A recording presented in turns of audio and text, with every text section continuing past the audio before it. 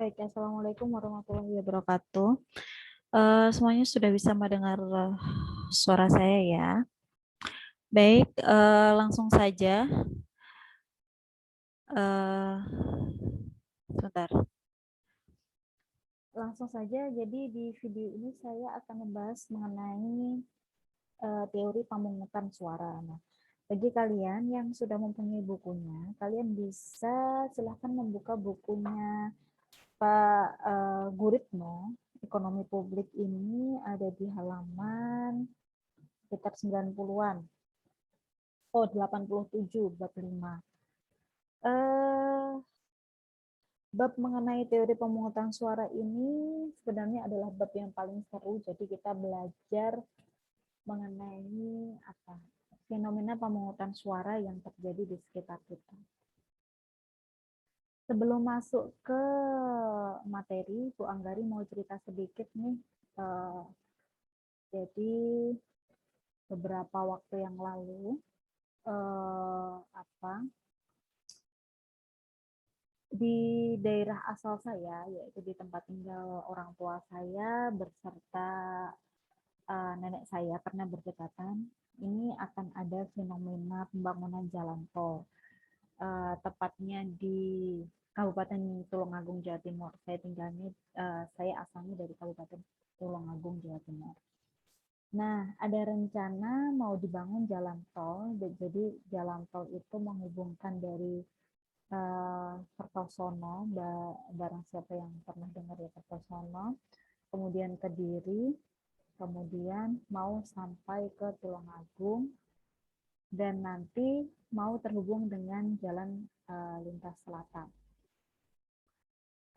Kenapa urgensi jalan tol ini ada? Karena di Kediri rencananya itu memang sudah proyek pembangunan ya, sekarang dibangun Bandara Kediri yang notabene bekerja sama dengan Gudang Garam, salah satu perusahaan rokok terbesar di Indonesia.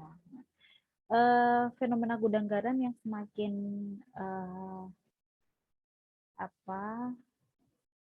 meningkatkan atau melebarkan sayapnya di bidang industri rokoknya usahanya. Jadi Gudang Garam ini mulai mengembangkan distribusi yang lebih baik untuk perusahaannya.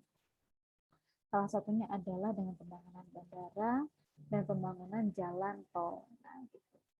Kebetulan rencana pembangunan jalan tolnya itu sudah ada, dan kebetulan lagi rencana pembangunan jalan tolnya itu melewati rumah kami. Itu baru rencana ya. Jadi jalan tolnya itu melewati rumah kami. Sudah ada rencana dari pihak desa bahwa akan ada penggusuran. Otomatis daerah sekitar merespon, ada yang positif, ada yang negatif, ada yang bingung dan lain-lain terhadap bangunan jalan tol. Kalau kalian tanya bagaimana respon Bu Anggari, karena saya mempelajari ilmu ekonomi publik, bahwa segala sesuatunya itu harus melewati pemungutan suara apabila ada rencana pemerintah, idealnya seperti itu. Maka kenapa tiba-tiba ada rencana seperti ini dan memang sudah ada jalurnya, kenapa tidak didiskusikan dengan warga, apakah setuju atau yang lainnya gitu. Saya bertanya-tanya seperti itu. Nah, beberapa waktu kemudian ternyata rencananya berubah. Jalannya itu agak geser. Nah, kalau jalannya agak geser, rumah kami tidak terkena rencana pembangunan jalan tol itu. Entah bagaimana prosesnya karena kami tidak dilibatkan, apakah yang pemangku kebijakannya sudah melakukan pemungutan suara terhadap misal perangkat desa atau perangkat kelurahan desa, perangkat kecamatan dan lain-lain, saya kurang tahu. Tapi itu memang baru rencana dan mungkin akan dilaksanakan sih, iya. Tapi kita tidak tahu mana yang rencana yang dipakai, yang terkena penggusuran atau tidak. Nah, itu.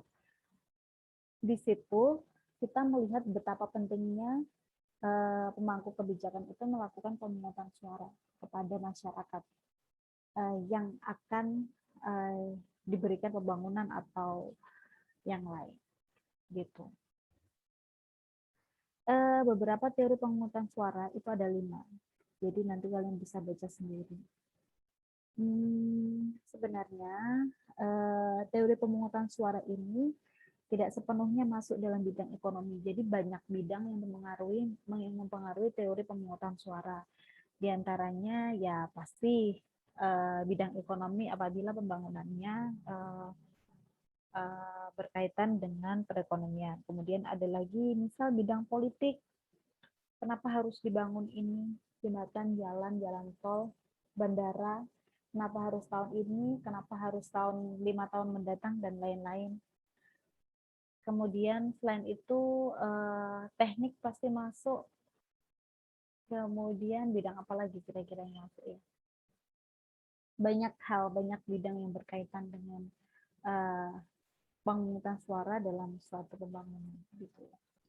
Nah, di bukunya Pak Guritno ini dijelaskan bahwa teori pemungutan suara ini ada 5 cara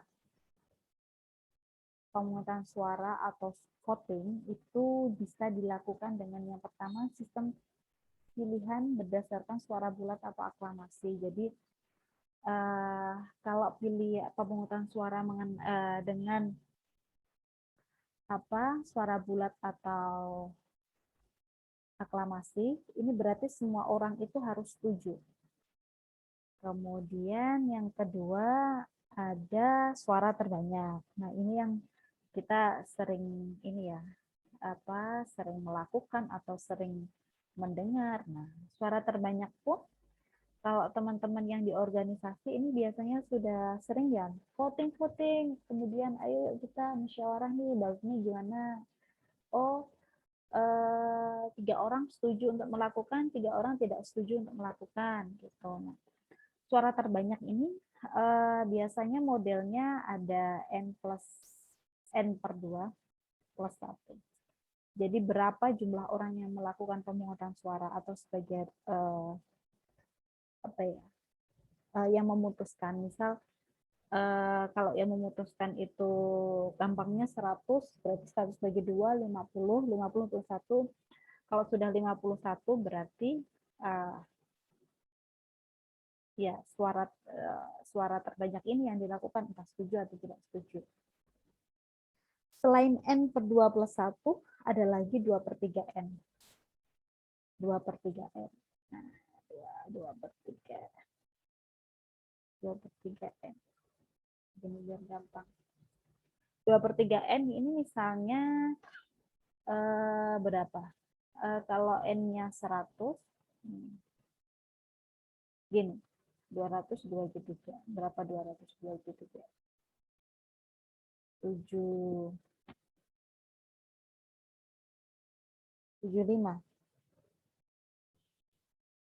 Oh, 20 dibagi 3. Ya, coba kalian hitung sendiri ya. Ada rumus ini, ada 2 rumus ini. Atau kita gampangannya berapa? 2/3 kali 60. 2 kali 6. 120 bagi 3. 40. Nah, kalau sudah 40 berarti maka akan dilakukan gitu. Sisanya 20 maka dia tidak suaranya tidak dipakai gitu. Kemudian ini kita ngomongin ini ya. Kemudian yang ketiga ada namanya point voting. Point voting. Kemudian yang keempat ada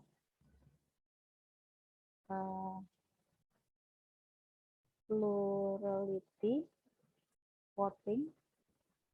Kemudian yang kelima adalah demokrasi perwakilan. Demokrasi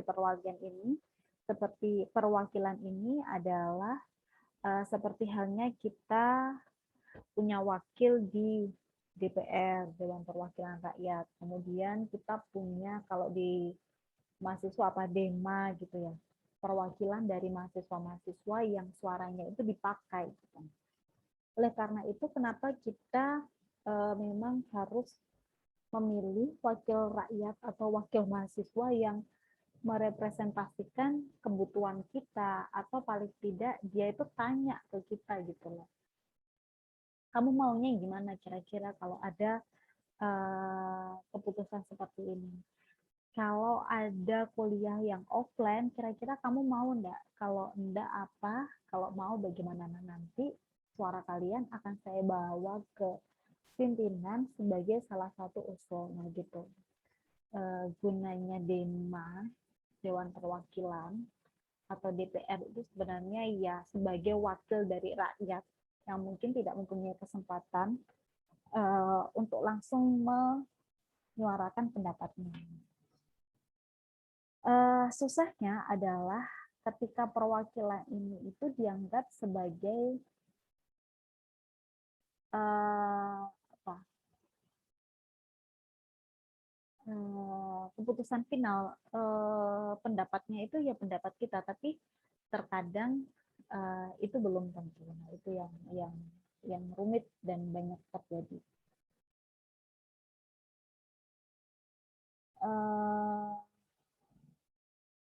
Kemudian gini, sebenarnya apa, pemungutan suara itu banyak inefisiensi, banyak terjadi inefisiensi dalam pemungutan suara. Inefisiensinya gimana, Bu? Ini Bu Anggari mau bikin apa? Misal seperti apa ya namanya? Simulasi. Jadi ada pemilih itu masyarakat. Kemudian ada biaya yang harus dikeluarkan oleh pemilih. Ada manfaat yang akan didapat oleh pemilih. Kemudian ada manfaat neto. Manfaat neto itu adalah manfaat dikurangi biayanya. Manfaat yang dia dapat bersih. Di sini adalah keputusan setuju atau tidak.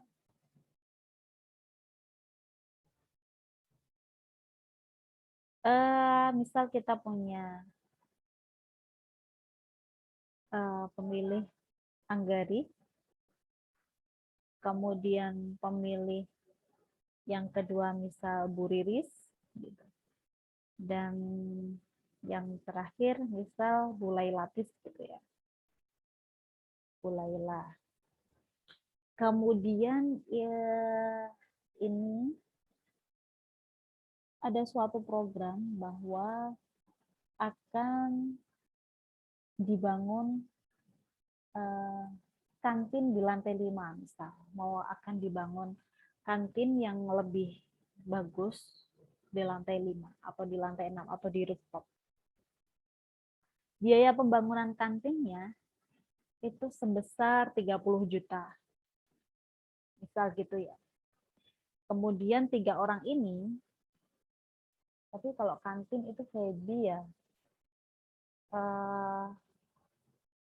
misal jangan kantin deh, apa yang di ruang prodi, misal mau dikasih taman indoor ya, misal mau di ruang prodi itu mau dikasih taman indoor. Nah, dengan adanya taman indoor ini, masing-masing orang, 3 orang ini kan karena perempuan-perempuan yang ada di prodi, harus urunan sebesar 100.000 untuk beli bunga dan beli pot. Semua orang itu harus urunan 100.000 untuk beli bunga dan beli pot. Kemudian manfaat yang didapat, misal menurut saya ngapain sih kita bikin apa taman di prodi, taman indoor, nggak penting lah, kayaknya nggak urgent gitu. Bagi saya manfaatnya ya mungkin hanya kesegaran aja gitu, atau ya mungkin mengurangi apa radiasi, tapi ya nggak sebesar itu deh kayaknya gitu. Manfaat yang saya dapat 20 aja deh gitu. Kemudian kalau kata Bu Riris, loh itu bagus Bu Angkari, nanti apa atmosfernya itu bisa seger, kemudian sirkulasi udara oksigennya juga bagus. Bagi saya manfaatnya bagus sih, banyak sih gitu. Jadi misal dinilai, misal Bu Riris nilainya berapa? 110 gitu. Nah, kalau Bu Laila tuh bagus banget, itu harus dibangun. Jadi menurut Bu Latis, karena Bu Latis juga suka bunga, manfaatnya bisa sampai 200 bagi dia. Manfaat netonya Bu Anggari berapa ya? Bagi saya nggak manfaat banyak-banyak sih. Jadi manfaat netonya, manfaat itu dikurangi biaya minus 80. Kemudian bagi Bu Riris masih bermanfaat ada 100. Sementara bagi Bu Lailatis sangat bermanfaat sekali. Jadi manfaat netonya dia 200 dikurangi 100, 100. Nah, karena saya di sini itu negatif, jadi saya tidak setuju. Tidak setuju terhadap pembangunan taman indoor misal. Bu Riris setuju, Bu Laila setuju gitu. Kemudian biayanya kalau dijumlah itu 300, sementara manfaatnya kalau dijumlah ini berapa? 330. Kemudian manfaat netonya 130. Ini dikurangi. Nah, jadi ini adalah contoh gambaran apa? Gambaran proyek taman indoor. Jadi yang dikatakan bahwa apa? Yang dikatakan bahwa inefisien itu proyek taman indoor ini akan tetap dibangun meskipun saya tidak setuju, karena proyek ini sudah disetujui oleh 2 orang dan hanya tidak disetujui oleh saya saja, 1 orang. Maka proyek tersebut akan tetap dilaksanakan dan saya akan tetap harus membayar sebesar 100.000 untuk pembangunan taman tersebut meskipun terpaksa. Dan hal ini sangat banyak sekali di lingkungan kita. Kita sering merasa terpaksa akan sesuatu, akan suatu apa peraturan dan yang lain-lain, karena memang ya itu sudah merupakan suatu keputusan gitu dan harus dilaksanakan. Balik lagi ke fenomena jalan tol yang akan menggusur rumah orang tua dan nenek saya tadi, karena memang itu sudah keputusan dan rencananya juga sudah ada. Kalaupun memang harus digusur, ya bagaimana kita ada plan B-nya,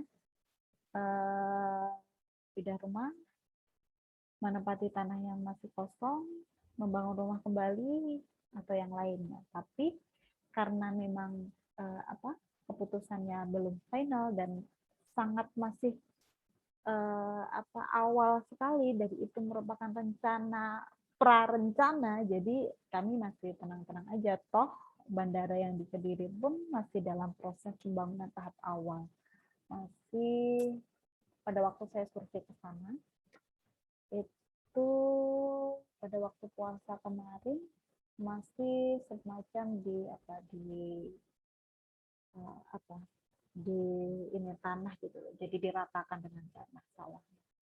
Masyarakat sekitar juga masih tinggal di situ, jadi jalan ke bandaranya pun belum ini, dan rencana ini juga masih sangat mentah, belum matang, jadi masih seperti ini. Bagi orang yang memang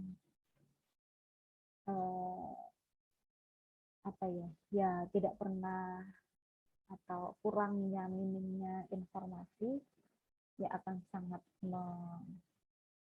mengkhawatirkan ya. Jadi dia sangat khawatir bagaimana nanti. Sementara infonya 2022 sudah mulai pembangunan dan lain-lain. Apa ya, culture stocking seperti itu tuh akan menyebabkan ketidakseimbangan ekonomi yang lain. Misal harga tanah di sini semakin tinggi, sekitar sini makin tinggi dan lain-lain, karena orang yang tergusur akan lebih memilih pindah tidak terlalu jauh dari tempat tinggalnya yang dulu yang digusur. Jadi akan banyak banget fenomena ekonomi yang sebenarnya bisa kita pelajari. Kemudian kita move ke teori pemungutan suara yang pertama, yaitu teori pemungutan suara berdasarkan suara bulat. Nah, kalau berdasarkan teori ini, keputusan pemungutan suara itu harus semuanya setuju. Harus secara aklamasi setuju. Karena kalau satu orang tidak setuju, maka proyek tersebut bisa dibatalkan. Ya, contohnya ya jalan tol, kebanyakan jalan atau bangunan. Mungkin pernah kalian lihat ada salah satu rumah yang tidak mau digusur karena pembangunan mall atau pembangunan jalan. Ya, itu mungkin salah satu dari mereka yang tidak setuju akan pembangunannya tersebut. Tapi ya aklamasi ini memang agak rumit karena memang harus semuanya setuju. Saya yang bikin heran pada proyek jalan tol ini tidak ada persetujuan dari warga apakah setuju atau tidak setuju. Atau mungkin karena memang ya dimanapun kalian ya usahakan mencari tahu bahwa sebenarnya ini tuh hak kalian untuk mengemukakan pendapat gitu. Suara bulat atau aklamasi memang harus semuanya setuju kalau dalam teori ini.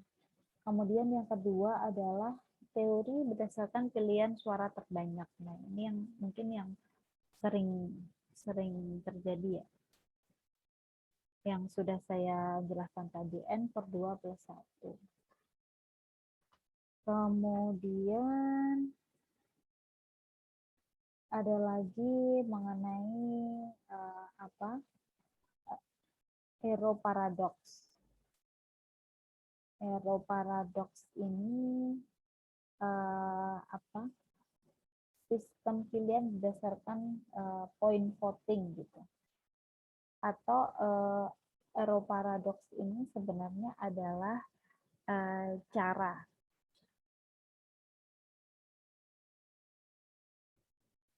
yang memiliki beberapa syarat. Kita teruskan dulu. Paradox.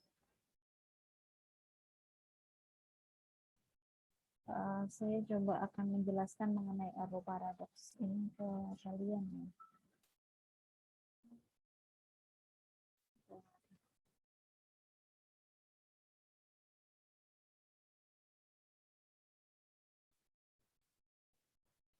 Saya tuliskan macam-macamnya dulu, barangkali ada yang tidak punya buku. Error paradox ini tambahnya ada yang median voter,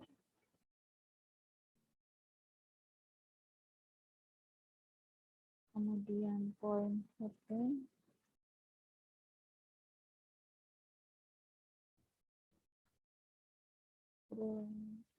plurality voting,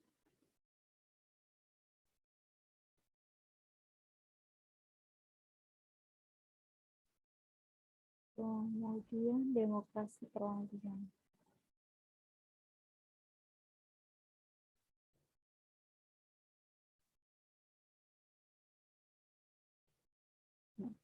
Ini sudah sering kita temukan.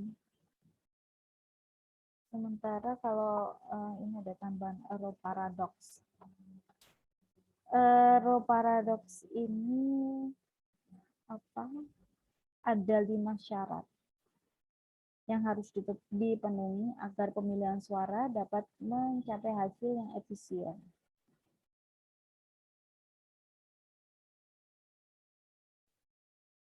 Arrow paradox ini pilihannya atau teorinya ini bahwa urutan-urutan pilihan itu tidak boleh berubah. Jadi misal ada 3 pilihan, mau jasa keamanan, jalan, atau pengairan. Pilihannya itu harus berurutan, tidak boleh dibolak-balik.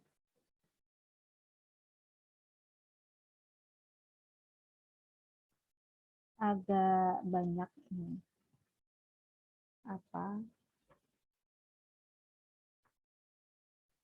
agak panjang arrownya itu. Saya jelaskan satu-satu aja deh ya. Semoga kalian bisa memahami.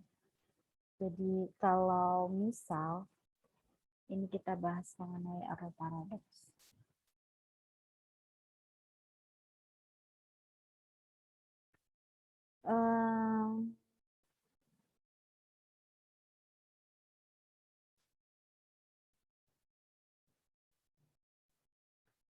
Yang pertama, ini adalah contoh arrow paradox yang tidak berhasil. Arrow paradox yang tidak berhasil itu bagaimana? Contohnya ini. Ada 3 orang, misal A, B, C. Aji, Benny, C, siapa? Nama C. Caca ya. Caca. Akan ada pembangunan yang gampang, ada jalan, dam itu pengairan, kemudian yang ketiga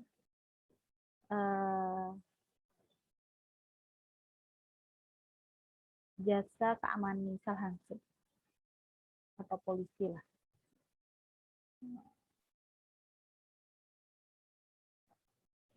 Pilihan yang pertama, ini pilihan yang kedua, ini pilihan yang ketiga.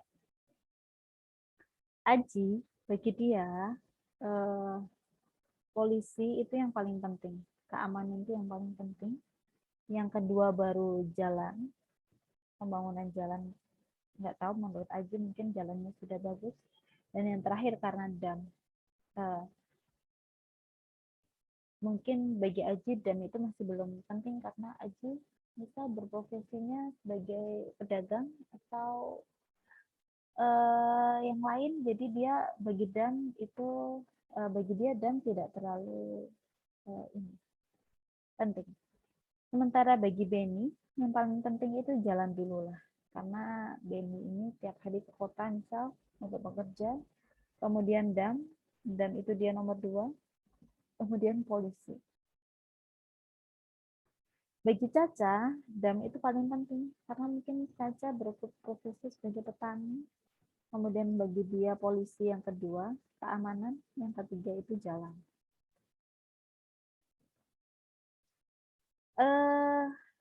Misal nih, dalam teori arrow paradox itu kita harus mencoba pilihan mana yang lebih penting dari pilihan mana gitu, dan itu memang harus arrow-nya itu alurnya itu sama. Misal proyek D itu dihapuskan, ini ini tabel kunci ya. Misal proyek D dam itu dijalankan, jadinya seperti apa? Jadinya ABC proyeknya itu tinggal jalan dan polisi ya, polisi dan jalan, maka Aji itu lebih pilih polisi karena polisi di pilihan yang pertama. Benny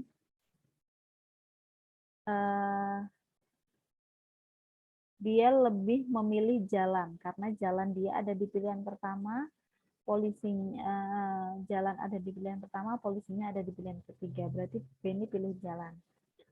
Sementara Caca, kalau damnya ini dihilangkan, dia lebih pilih polisi daripada jalan. Nah, di sini polisinya itu dapat 2, jalannya dapat 1. Ini keadaan kalau damnya dihilangkan tanpa D. Sekarang kita coba lagi, simulasi lagi. Kalau polisinya dihilangkan. Kalau polisinya dihilangkan, bagaimana pilihan-pilihannya ABC? Polisinya jadi nggak ada, jadinya jalan dan jam. Kalau polisinya itu dihilangkan, A pilih apa? Kalau polisinya dihilangkan, A lebih pilih jalan. Kalau polisinya dihilangkan, Benny lebih pilih jalan. Kalau polisinya dihilangkan, Caca lebih pilih dam daripada jalan. Jadi jalannya 2, damnya 1. Lagi terakhir, ABC. ABC. Sekarang yang dihilangkan adalah jalan. Jalan dihilangkan, tinggal polisi dan dam. Jalan dihilangkan, tinggal polisi dan dam. Polisi dan dam. A, dia lebih pilih polisi. Kemudian jalan dihilangkan ya. Yang Benny lebih pilih dam. Yang Caca jalannya dihilangkan, dia lebih pilih dam. Ini pilihan 1, pilihan 2, pilihan 3 gitu ya urutannya. Kalau di jumlah damnya 2, polisinya 1. Dalam proses ini ada ketidakkonsistenan atas proyek pemerintah yang dipilih. Jadi ini kan tidak ada P, ini tidak ada J. Jadi kalau tidak ada J, tidak ada jalan, itu damnya yang dibangun. Kalau tidak ada P, itu jalannya yang dibangun. Kalau tidak ada D, ini P-nya yang dibangun. Jadi keputusannya kan yang dibangun ini di sini adalah P yang dibangun. Karena ini kurang beda ya.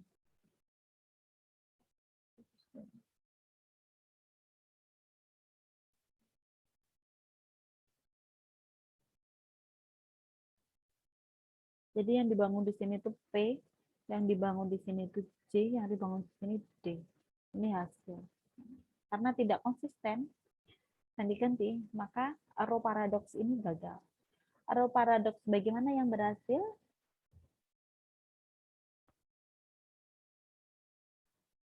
Coba saya simpan dulu.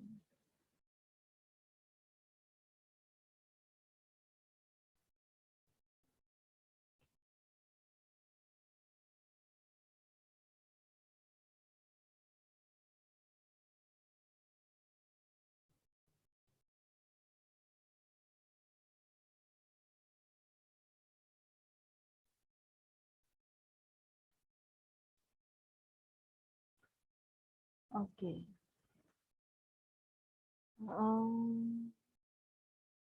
Arrow paradoks bagaimana yang berhasil? Arrow paradoks yang berhasil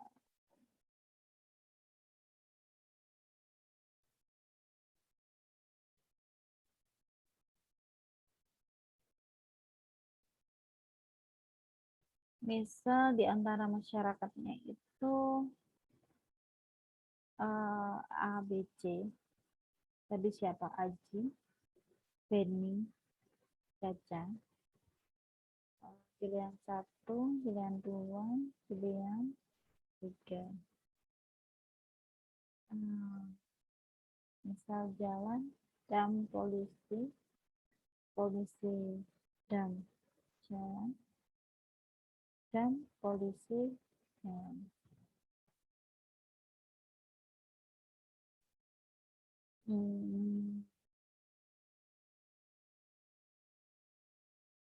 Dari pilihan masyarakatnya ini, Coba kalau kita polisi dihilangkan. Polisi dihilangkan. Kalau polisi dihilangkan, maka ya, misal ini polisi dihilangkan ya. Maka Aji akan lebih pilih jalan. Kemudian Beni dam, Caca dam. Berarti damnya di sini 2, jalannya 1. Berarti yang dibangun adalah D. Dam. Polisi dihilangkan, kemudian sekarang ganti jalan dihilangkan. Kalau jalan dihilangkan, Haji pilih dam, Beni pilih polisi, jalan dihilangkan, Caca pilih dam. Berarti di sini salah terbanyak dam. Terakhir, dam dihilangkan. Dam dihilangkan, pilih jalan, dam dihilangkan, pilih polisi, dam dihilangkan, pilih polisi. Di sini hasilnya polisi. Hasil akhir ada 2 dam, 1 polisi. Berarti yang dibangun adalah damnya dulu. Kalau ini baru berhasil karena dia tadi kan beda, tiga-tiganya beda. Dam, kemudian jalan, kemudian baru polisi. Nah ini kalau ini baru berhasil nih, ada 2 suara terbanyak dari 3 yaitu mengambil dam. Jadi dam yang dibangun. Kalau sampai sini belum bisa memahami, coba kalian ini ya dipelajari pelan-pelan mengenai paradoks ini. Kalau mengenai median voter, jadi dia itu pilihannya itu ada di tengah-tengah dan menguntungkan bagi dia, juga menguntungkan bagi pemilih yang lain karena dia pilihannya ada di tengah-tengah. Misalnya gini.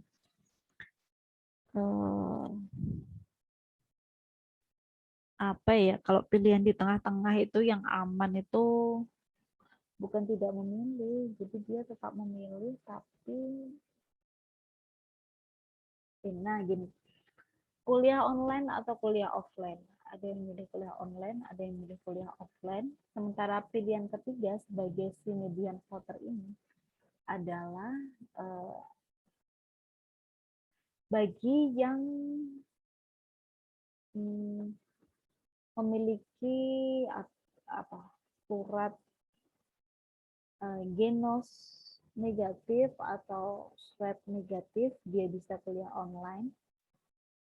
Sementara yang tidak, ya kuliah offline dulu.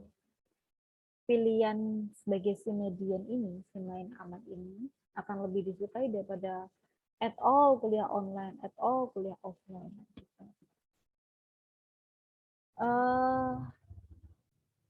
Kalau pilihan berdasarkan titik,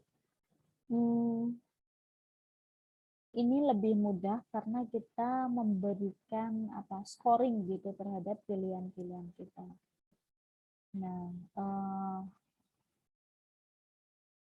tugasnya kalian adalah mempelajari, masih tetap dalam bab ini, bab pemungutan suara ini, mengenai koalisi dalam pemungutan suara dan pertukaran suara atau log-rolling. Kalian gambarkan suatu simulasi mengenai koalisi dalam pemungutan suara dan log-rolling. Ya, gitu ya. Gitu. Videonya tidak usah terlalu lama, jadi nanti kalian bosan kalau mendengarkan. Lebih baik kalian coba baca dan ini sendiri ya. Baik, di sini saya akhiri. Nanti di akhir itu ada paradoks tadi, teori median voter sudah ya. Point voting itu sama seperti ini, tapi kita memberikan nilai dari masing-masing dari masing-masing pilihan. Ini arrow paradox.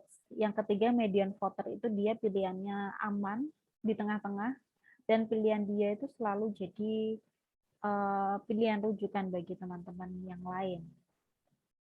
Misalnya tadi kuliah online dan kuliah offline, yang bisa kuliah online itu yang punya swab negatif dan misal di daerah Jogja lokal gitu. Itu pilihan yang ketiga. Jadi pilihan yang ketiga itu pilihan yang paling aman dinamakan median voting. Kalau point voting itu ya sama, ada pilihan tiga seperti ini, tapi bedanya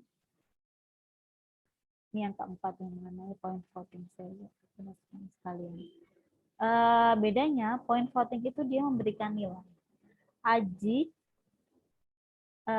Beni, Caca, kalau disuruh milih polisi jalan dam, dia akan memberikan nilai. Misal Aji kasih nilai terhadap polisi itu, Aji pilih jalan ya, dia kasih nilai jalan 100, dam 80, polisi 20.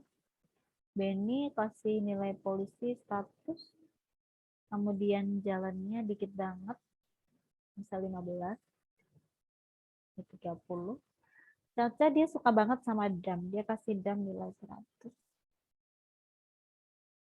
Kemudian polisi dikit aja 10, 20. Nah, dijumlahkan ini. 140, 125, 80, 180 sama 30 berapa? 110 ya, 110 sama 100, 210. Nah, ini yang harus dibangun keseluruhan. Tapi memang harus, tadi Bu Anggari tidak kasih range ya, range nilai. Teori dengan point voting ini memang lebih gampang, tapi kita harus main strategi gitu. Biasanya itu kita bisa main strategi. Dipulkan aja semuanya di pilihan pertama kita, pilihan ketiga kita bisa enggak, bisa dikasih nilai enggak. Gitu. Jadi main strategi. Kalau plurality voting, yang kelima ini namanya plurality voting. Aduh, maaf. Ini bagaimana?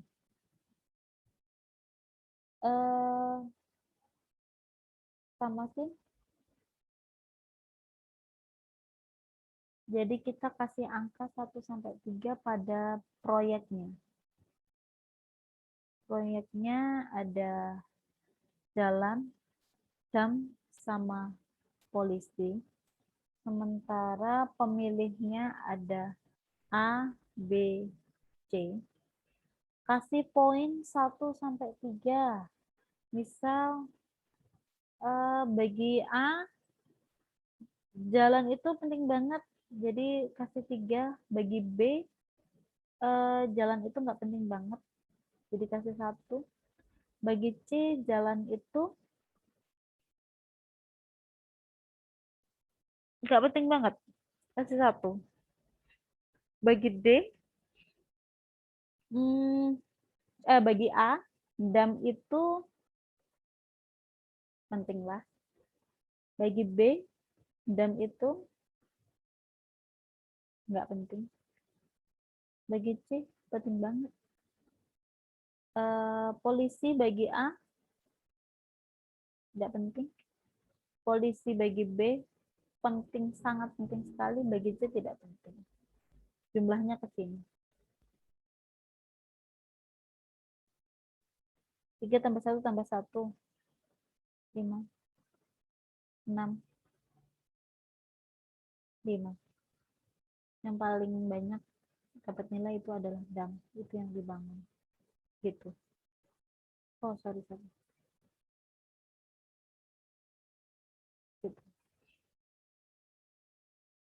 Jadi kalian coba nanti pelajari hubungan ini.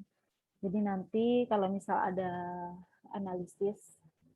Kira-kira apa sih yang harus dibangun berdasarkan hasil dari pemungutan suara seperti ini? Nah, kalian harus bisa menggambarkan, misal dalam point voting, plurality, gitu. Jadi harus sinkron ya antara point voting, plurality voting, gitu harus seimbang. Oh, ternyata DAM. Jadi jangan kok dengan sistem ini yang disetujui, dengan sistem ini jalan yang disetujui. Nah, itu salah satu kegagalan dalam teori pemungutan suara. Yang kalian pelajari sendiri, kalau teori demokrasi perwakilan sepertinya memang sudah ini ya, sudah bisa dilihat ya di wakil-wakil rakyat, maksudnya. Ya seperti itu, tidak ada teori khusus. Yang kalian pelajari sendiri, koalisi dalam pemungutan suara. Bagaimana sih kita berkoalisi dalam pemungutan suara? Nanti coba Bu Anggari kasih soal deh, biar kalian bisa memecahkan. Kemudian yang terakhir adalah pertukaran suara. Video ini saya akhiri ya. Terima kasih. Saya akhiri. Wassalamualaikum warahmatullahi wabarakatuh.